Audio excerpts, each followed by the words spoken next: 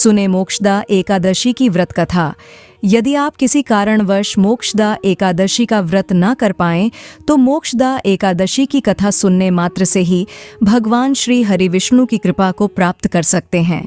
मोक्षदा एकादशी की पौराणिक कथा के अनुसार द्वापर युग में एक बार भगवान श्री कृष्ण पांडुपुत्र युधिष्ठिर को वर्ष भर में आने वाली सभी एकादशी के नाम तथा उनकी विशेषता का वर्णन कर रहे थे। इसी बीच महाराज युधिष्ठिर ने श्री कृष्ण से कहा, हे भगवन, आप तीनों लोकों के स्वामी हैं, सभी को सुख प्रदान करने वाले जगदीश्वर हैं, मैं आपको नमस्कार करता हूँ। हे देव, आप सबके हितैषी हैं, अतः कृपा करके मुझे बताएं कि मार्गशीर्ष मास की शुक्ल पक्ष की एकादशी का क्या नाम है, इस दिन किस देवता का पूजन किया जाता है और इसकी क्या विधि है। भक्तवत्सल भगवान श्री कृष्ण मुस्कुरा कर कहने लगे, हे धर्मराज, आपने बड़ा ही उत्तम प्रश्न किया है। इस प्रश्न का उत्तर सुनने मात्र से ही तुम्हारा यश पूरे संसार में फैलेगा। मार्गशीर्ष शुक्ल पक्ष की एकादशी अनेकों पापों को नष्ट करने वाली है।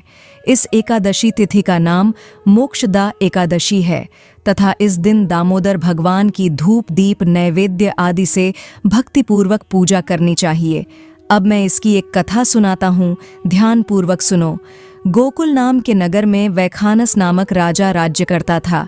उसके राज्य में चारों वेदों के ज्ञाता अतिथि विद्वान ब्राह्मण रहते थे। वह राजा बड़ा ही धर्मनिष्ठ तथा सदाचारी था। वह अपनी प्रजा का पुत्र की तरह पालन करता था।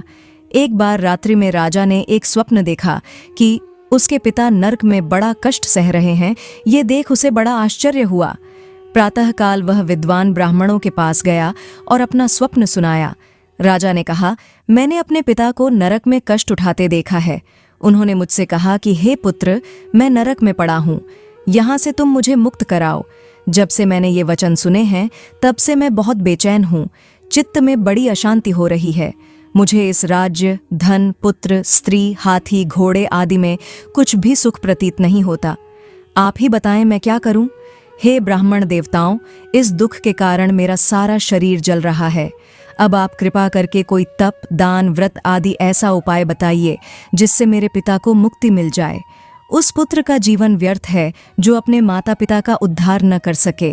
एक उत्तम पुत्र जो अपने माता पिता तथा पूर्वजों का उद्धार करता है, वह 1000 मूर्ख पुत्रों से अच्छा है। जैसे एक चंद्रमा सारे जगत में प्रकाश कर देता है, परंतु हजारों तारे नहीं कर सकते। तब ब्राह्मणों ने कहा, हे राजन, यहाँ पास ही भूत, भविष्य, वर्तमान के ज्ञाता पर्वत ऋषि का आश्रम है। आपकी समस्या का हल वे जरूर करेंगे। ऐसा सुनकर राजा वैखानस पर्वत मुनि के आश्रम पर गया। उस आश्रम में अनेक शांत चित्त योगी और मुनि तपस्या कर रहे थे। उसी जगह पर्वत मुनि बैठे थे। राजा ने मुनि को साष्टांग दंडवत किया। मुनि ने राजा से सांगोपांग कुशल पूछी। राजा ने कहा कि महाराज, आपकी कृपा से मेरे राज्य में सब कुशल हैं, लेकिन अकस्मात मेरे चित्त में अत्यंत अशांति होने लगी है। ऐसा सुनकर पर्वत मुनि ने आंखें बंद की और भूतकाल विचारने लगे। फिर बोले, हे राजन, मैंने योग बल से तुम्हारे पिता के कुकर्मों को जान लिया है। उन्होंने पूर्व जन्म में अपनी एक पत्नी को पत्नी का सुख दिया, परंतु दूसरी पत्नी को पत्नी का सुख नहीं दिया। इसी पाप कर्म के कारण तुम्हारे पिता को नरक में जाना पड़ा। तब राजा ने कहा, इसका कोई उपाय बताइए। मुनि बोले, हे राजन, आप मार्गशीर्ष मास की शुक्ल पक्ष की एकादशी का उपवास करें और उस उपवास के पुण्य को अपने पिता को संकल्प कर दें। इसके प्रभाव से आपके पिता की अवश्य नरक से मुक्ति होगी।